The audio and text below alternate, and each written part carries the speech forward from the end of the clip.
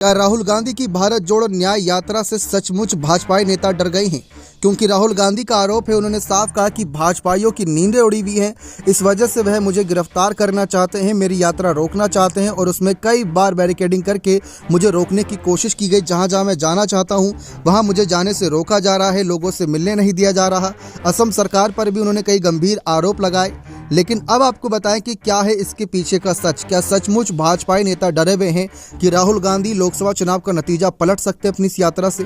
तो जानकारी दे दे कि जैसा कि काफ़ी लंबे समय से कहा जा रहा है कि जो राम मंदिर का मुद्दा था, धारा 370 का मुद्दा था, यह सब सोल्व करने के बाद भाजपा की जीत आसानी से तय है और इस बार 300 नहीं बल्कि 400 सीट भाजपा पार करेगी। लेकिन राहुल गांधी ने भारत जोड़ो यात्रा के जरिए पहले कश्मीर से कन्याकुमारी तक, जिस तरीके से या कन्याकुमारी से कश्मीर तक यात्रा निकाली, वह चर्चा का हिस्सा बनी।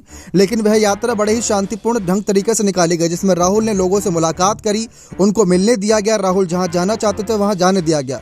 लेकिन इस बार राहुल की यात्रा मणिपुर से निकाली गई, जो पहले से ही विवादों में घिरा हुआ था राज्य। उसके बाद असम में जब यात्रा पहुंची तो वहां पर और ज़्यादा चर्चा शुरू हो गई, जब उन्हें मंदिर नहीं जाने दिया जा रहा, उनकी बसों पर हमला किया गया, उनके साथी नेताओं की कारों पर हमला किया गया, तो यह ज़्यादा लोगों को उकसा रहा है।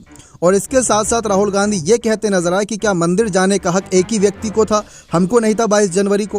तो राहुल को अब ज़्यादा कहीं ना कहीं पॉपुलैरिटी मिल रही है यात्रा के जरिए, तो ये बहुत बड़ा मामला बनता जा रहा है। और राहुल गांधी खुले तौर पर भाजपा नेताओं की पोल खोल रहे हैं, उसमें कितनी हकीकत है कितनी नहीं इसकी छानबीन कोई नहीं कर रहा, लेकिन राहुल बोल रहे हैं, जनता सुन रही है, उनकी यात्रा में काफ़ी भीड़ जुट रही है, इसीलिए काफ़ी कहीं ना कहीं डर का माहौल है। और इसके बाद दूसरा बड़ा कारण यह है कि राहुल की यात्रा में इस बार विपक्षी नेता शामिल हो सकते हैं, जिसमें नीतीश से लेकर अखिलेश, हेमंत सोरेन और अन्य नेता जो अन्य राज्यों से जुड़ेंगे जब यात्रा गुजरेगी, तो उनके शामिल होने से भी यात्रा को काफ़ी मजबूती मिलेगी, यात्रा और चर्चा का विषय बटोरेगी।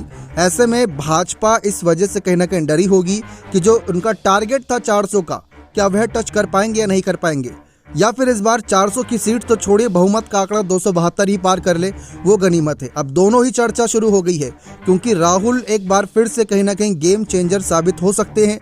लेकिन अब आपको एक कारण बताते हैं कि बीजेपी थोड़ा क्यों यहाँ पर राहत की सांस लेगी। जैसा कि जानते हैं कि पहली यात्रा में राहुल ने मध्य प्रदेश, राजस्थान, छत्तीसगढ़, ये तीनों ही राज्य कवर करे, लेकिन तीनों ही राज्य कांग्रेस हार गई और अच्छे खासे वोटों से, अच्छे खासे सीटों से भाजपा की जीत हुई। कांग्रेस का भले ही ये कहना था कि उनका वोट प्रतिशत बढ़ा और उनको लोगों ने पसंद किया, लेकिन सीटें नहीं जीत पाए, वो बात अलग है। लेकिन राहुल गांधी की इस यात्रा से कहा जा सकता है कि काफ़ी असर तो पड़ेगा, मुकाबला दिलचस्प होगा। लेकिन क्या इतना दिलचस्प होगा कि भाजपा को वह बहुमत का आंकड़ा छूने से रोक पाएं? आप ही बताएं कि क्या आपको लगता है कि राहुल इस बार वह कमाल कर पाएंगे? क्या मोदी का विजयी रथ रोक पाएंगी उनकी यात्रा? तो अपने राय कमेंट सेक्शन में अवश्य दीजिएगा। बहुत बहुत धन्यवाद।